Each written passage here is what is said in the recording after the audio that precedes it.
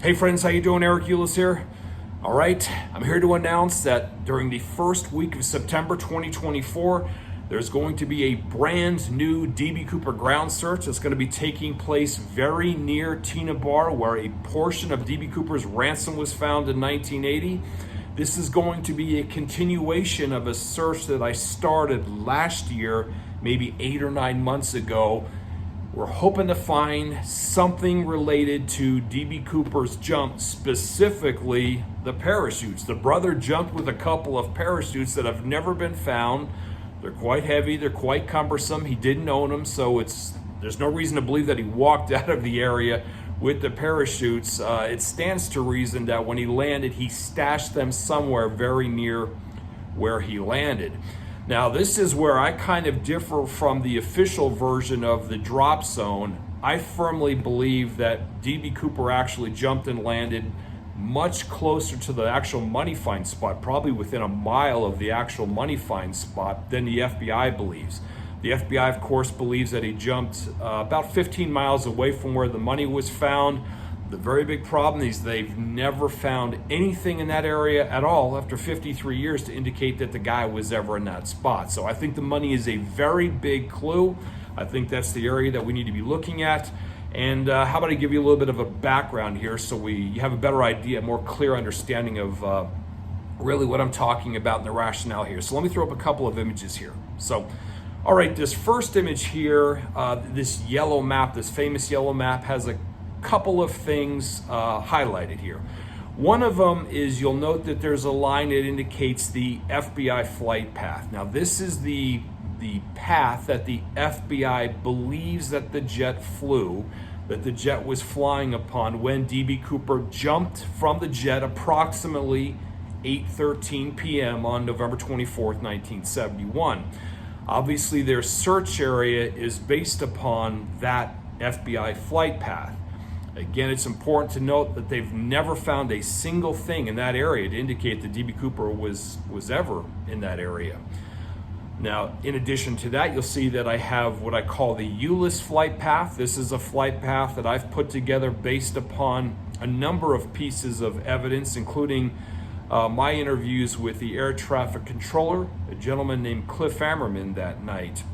I believe that Ulis flight path is much more representative of what the actual flight path of the jet was, and serves as a better indication of where we need to be searching as far as finding any additional evidence, any missing evidence, specifically in the form of DB Cooper's parachutes, perhaps the bomb, the attaché case that ostensibly carried the bomb, perhaps even some more of the money.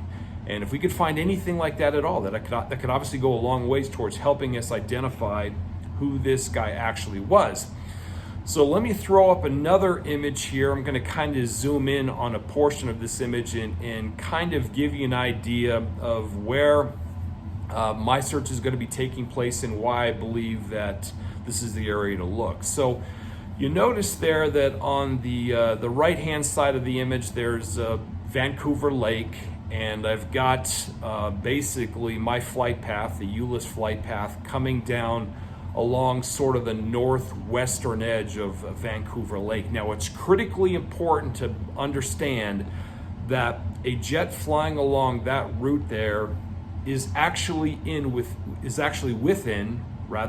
within the Victor 23 air corridor.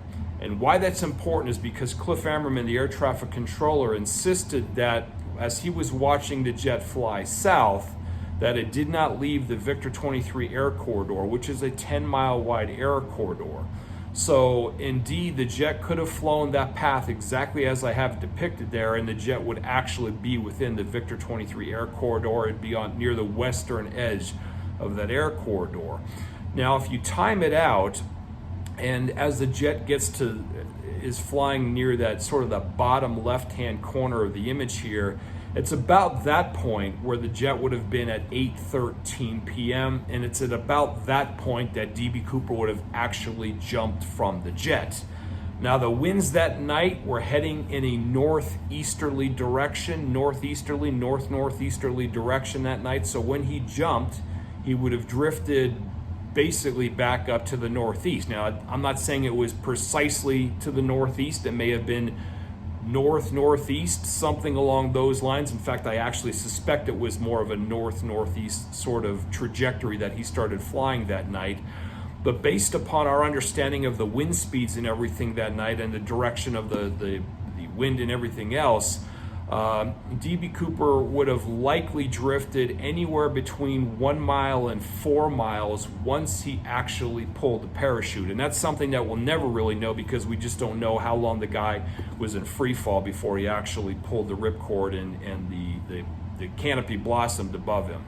So why this is important is because if he jumped in this area, as I suspect, based upon my version of the flight path, he would have ultimately drifted to the northeast, as you see there, and he would have landed in what I have labeled there as the drop zone. And that drop zone is actually the search area. That's the general area of where I'm searching, because I firmly believe D.B. Cooper actually landed in this area. Now, you'll notice in the upper left-hand corner of the image, it says the money find spot. That is where a portion of D.B. Cooper's ransom was found in February of 1980. And I think that's a huge clue. And you'll see that that search area that I'm looking at relative to where the money was found is only about a half a mile to a mile, depending upon, precisely where you're looking there. This is an area that was never searched by the FBI. And the reason why is because, again, they believe that he was 15 miles or so basically to the northeast of that area.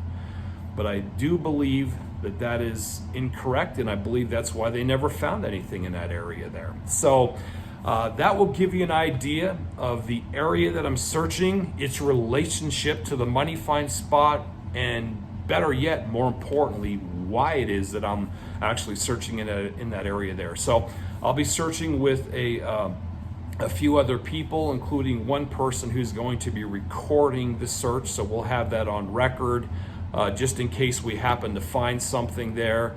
Listen, as far as the parachute is concerned, that pieces of that parachute are still around there somewhere. It's made of stainless steel and other components that are going to be hanging around for 5,000-10,000 years. They're not going anywhere. After 53 years, they're still out there. So I firmly believe that some of that stuff is out there, and like I said, I'm down to find it. I'm down to find it. Now, this is private property. I do have permission to search in this area here, so I don't want anybody taking it upon themselves to try to get out there themselves and start looking or what have you, because that'd be trespassing. That's no good. That's no bueno. So either way, that's a quick update on what's taking place here. Again, like I said, we'll be actually filming this search. There'll be a couple of other people with me as well, looking into specifically a hazardous wooded trench area, an area that I've visited a number of times that I believe that he likely just chucked the parachute into.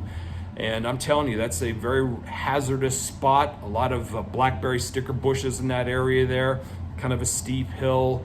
If that thing was chucked in there, again, private property, it's easy to see. It's easy to envision. That stuff's been sitting there for not 10 years, rather for 53 years, and nobody noticed it. Nobody happened to notice it. So it's very easy to understand it. So that's my theory. That's where I believe that D.B. Cooper's parachutes and stuff are, again, very close to the money find spot. But having said that, hey, it's time to put it to the acid test and see what, if anything, we come up with here the first week of September 2024. But I'll keep you in the loop.